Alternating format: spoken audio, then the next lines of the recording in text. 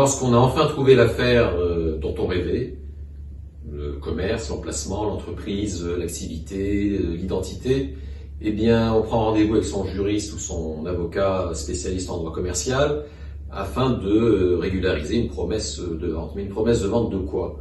Parce que la question va se poser, est-ce qu'on acquiert le fonds de commerce ou est-ce qu'on acquiert les parts d'une SARL, est-ce qu'on acquiert la société, les actions d'une société anonyme?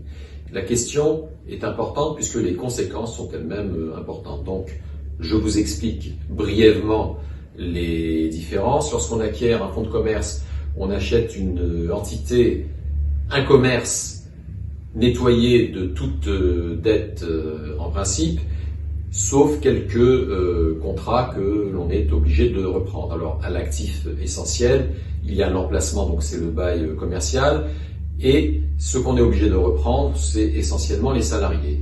On peut négocier avec le vendeur la reprise de contrats de fourniture. Je pense par exemple à un café-restaurant qui va négocier la reprise d'un contrat de fourniture de bière intéressant, ou pour toute autre exclusivité pour les autres activités. On peut aussi reprendre les contrats d'assurance, mais sur le principe, on prend une affaire dans laquelle on s'installe et on démarre à neuf, si je puis dire, avec sa propre entité juridique, SARL, société anonyme ou autre.